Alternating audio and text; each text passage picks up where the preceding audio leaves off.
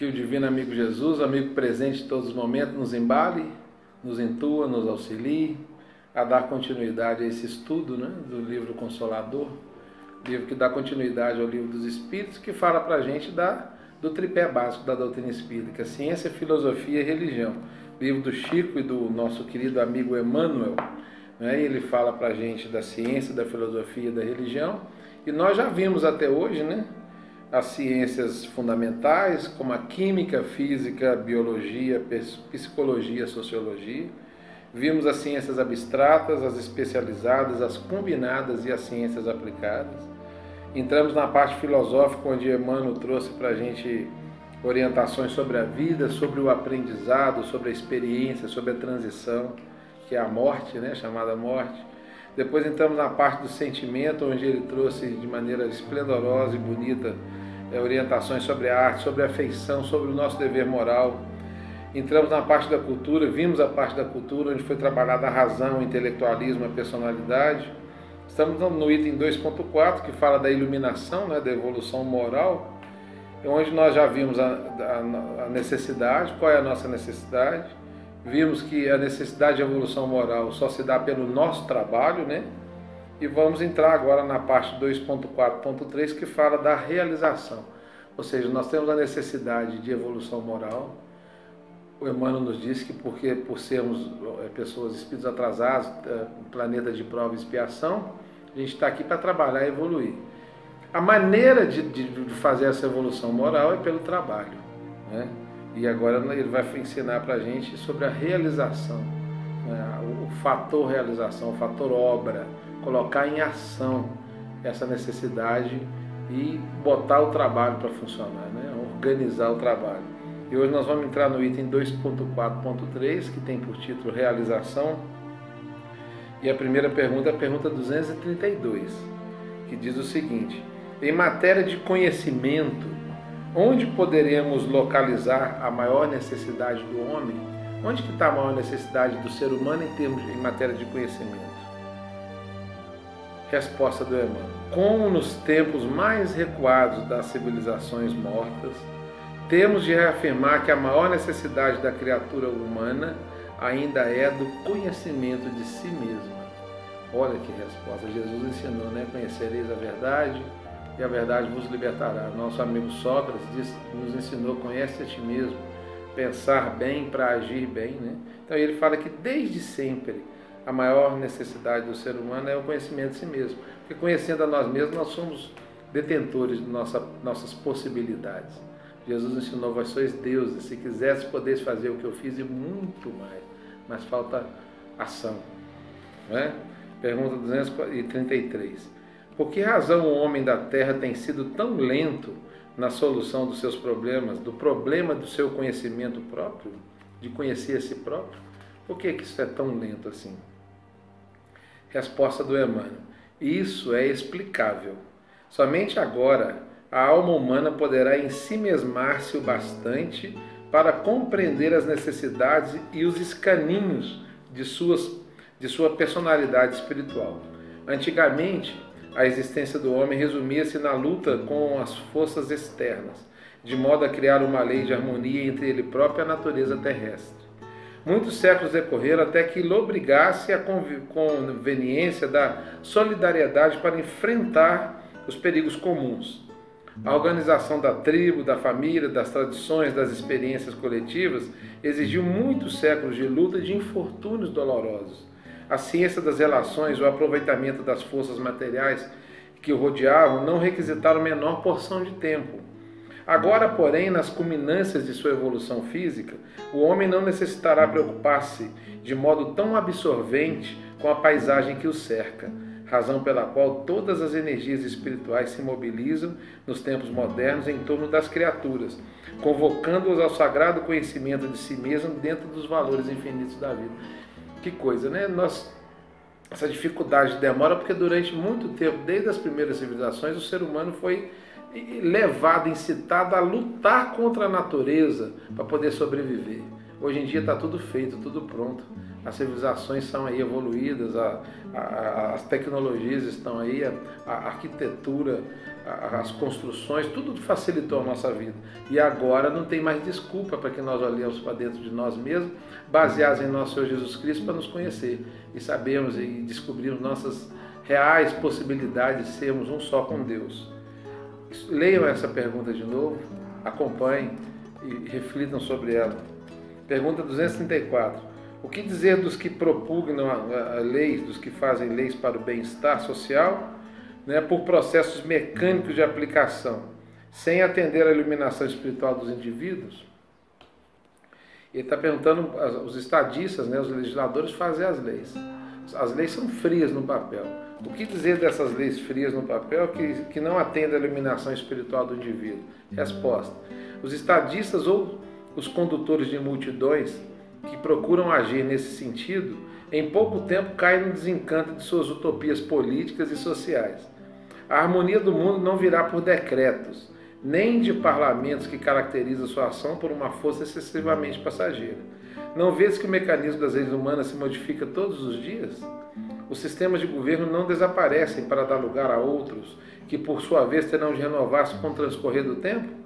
Na atualidade do planeta, tendes observado a desilusão de muitos utopistas dessa natureza, que sonharam com a igualdade restrita das criaturas, sem compreender que, recebendo os mesmos direitos de trabalho e de aquisições perante Deus, os homens, por suas próprias ações, são profundamente desiguais entre si, em inteligência, em virtude, em compreensão e em moralidade. O homem que se ilumina conquista a ordem e a harmonia para si mesmo.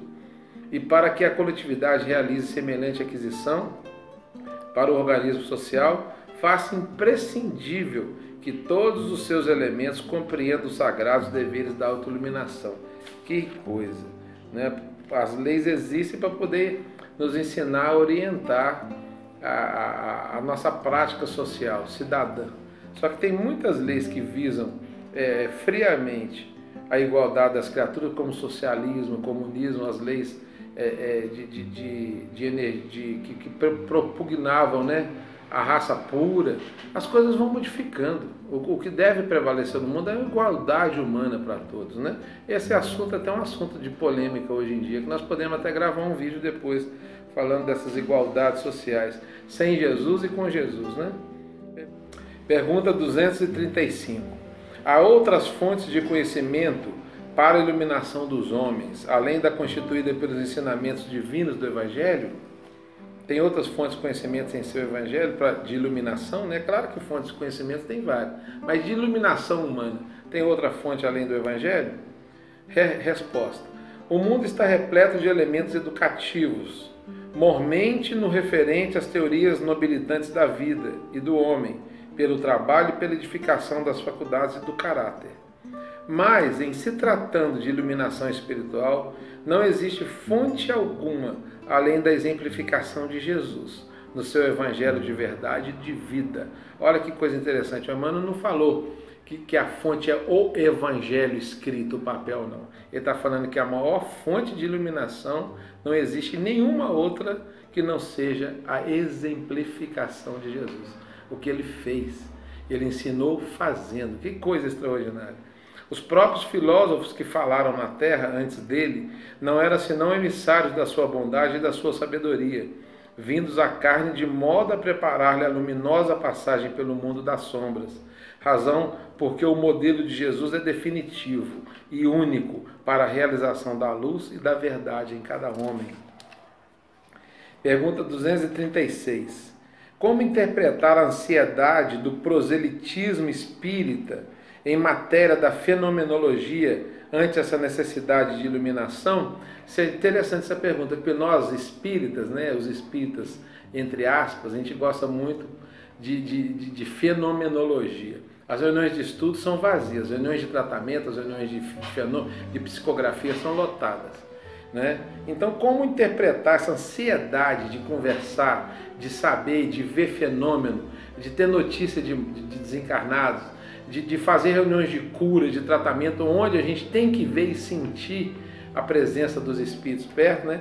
Ante a necessidade da nossa autoiluminação ou da nossa própria iluminação? A resposta: os espíritas sinceros devem compreender que os fenômenos acordam a alma, como o choque de energias externas que faz despertar uma pessoa adormecida, mas somente o esforço opera a edificação moral legítima e definitiva. É uma extravagância de consequências desagradáveis atirar-se alguém à propaganda de uma ideia sem haver fortalecido a si mesmo na seiva de seus princípios enobrecedores. O Espiritismo não constitui uma escola de leviandade. Identificado com a sua essência consoladora e divina, o homem não pode acovardar-se ante a intensidade das provações e das experiências. Grande erro praticariam as entidades espirituais elevadas se prometesse a seus amigos do mundo uma vida fácil e sem cuidados, solucionando-lhes todos os problemas e entregando-lhes a chave de todos os estudos. É egoísmo e insensatez provocar o plano invisível com os pequeninos caprichos pessoais. Cada estudioso desenvolva sua capacidade de trabalho e de iluminação, e não guarde para outrem o que lhe se compete fazer em seu próprio benefício. O Espiritismo sem Evangelho pode alcançar as melhores expressões de nobreza, mas não passará de atividade destinada a modificar-se ou desaparecer, como todos os elementos transitórios do mundo. E o espírita que não cogitou da sua iluminação com Jesus Cristo pode ser um cientista ou um filósofo, com as mais elevadas aquisições intelectuais, mas estará sem leme e sem roteiro no instante da tempestade inevitável da provação e da experiência, porque só o sentimento divino da fé pode arrebatar o homem das preocupações inferiores da terra para os caminhos supremos dos páramos espirituais. Por isso que a doutrina é ciência, filosofia e religião. Ela não é só ciência, ela não é só filosofia e nem é tampouco uma religião pura e simples. É um ajuntamento desse tripé, dessas três coisas, que nos ajuda a pensar, repensar, avaliar, conhecer, praticar, autoiluminar e consolar e evoluir com Jesus. Né? Só o estudo é bacana, forma intelectuais, mas a prática forma muito mais. Se eu aprender e guardar para mim e não fazer, eu sou aquele que acendeu a candeia e pus debaixo do alqueire. Eu não pus num lugar para poder iluminar o meu caminho de quem vem por mim. Resposta esplendorosa. Sugerimos que leiam de novo e avaliem sobre ela. Pergunta 237. Existe diferença entre doutrinar e evangelizar? Olha que pergunta. Existe diferença entre doutrinar e evangelizar? Resposta. Há grande diversidade entre ambas as tarefas. Para doutrinar, basta o conhecimento intelectual dos postulados do Espiritismo. Para evangelizar é necessária a luz do amor no íntimo. Na primeira, na doutrinação, bastarão a leitura e o conhecimento. Na segunda, é preciso vibrar e sentir com o Cristo. Por esses motivos, o doutrinador muitas vezes não é senão o canal dos ensinamentos, mas o sincero evangelizador será sempre o reservatório da verdade, habilitado a servir as necessidades de outrem, sem privar-se da fortuna espiritual de si mesmo. Pergunta 238. Olha só essa resposta da 237. Doutrinar e evangelizar. Doutrinar é intelectual. Evangelizar é dar de si. É dar do seu amor, do seu espírito, da sua alma. Evangelização é muito mais importante do que doutrinação. Pergunta 238. Para acelerar o esforço de iluminação, a humanidade necessitará de determinadas inovações religiosas? Está perguntando se, para poder acelerar esse esforço, inovações vão aparecer no mundo, né? A resposta, religiosa. Toda inovação é indispensável, mesmo porque a lição do Senhor ainda não foi compreendida. A cristianização das almas humanas ainda não foi além da sua primeira etapa. Alguns séculos antes de Jesus, o plano espiritual, pela boca dos profetas e dos filósofos, exortava o homem do mundo ao conhecimento de si mesmo. O Evangelho é a luz interior dessa edificação. Ora, somente agora a criatura terrestre prepara-se para o conhecimento próprio por meio da dor. Portanto, a evangelização da alma coletiva para a nova era de concórdia e de fraternidade somente poderá efetuar-se de modo geral no terceiro milênio. É certo que o planeta já possui as suas expressões boladas do legítimo evangelismo, raras na verdade, mas consoladoras e luminosas. Essas expressões, porém, são obrigadas às mais altas realizações de renúncia em face da ignorância e da iniquidade do mundo. Esses apóstolos desconhecidos são aqueles sal da terra, e o seu esforço divino será respeitado pelas gerações vindouras, como os símbolos vivos da iluminação espiritual com Jesus Cristo bem-aventurados do seu reino, no qual souberam perseverar até o fim. O que ele diz? Que as ideias religiosas sempre se iluminam, sempre se renovam, e Jesus sempre manda esses apóstolos aí. Vamos dar exemplo de apóstolos da atualidade: Gandhi, Martin Luther, Teresa de Calcutá, Chico Xavier, pessoas que em qualquer religião deram exemplo de bondade e de amor, e no bom sentido, né, fazem com que as pessoas, compreendendo essa humildade, modifiquem a sua condução, a sua conduta. Então sempre vai precisar de renovação, e nós, como sempre, precisamos nos renovar a cada dia, a cada momento, renovar com o nosso Senhor Jesus Cristo, trabalhando, fazendo, realizando, tendo nossa necessidade de evolução moral. Vamos repensar nisso tudo? Vamos lá ser felizes com Jesus? Obrigado, viu? Que Jesus abençoe a todos e que nós sejamos felizes, né? Na medida da felicidade que a gente espalhar no nosso caminho. Até um próximo vídeo.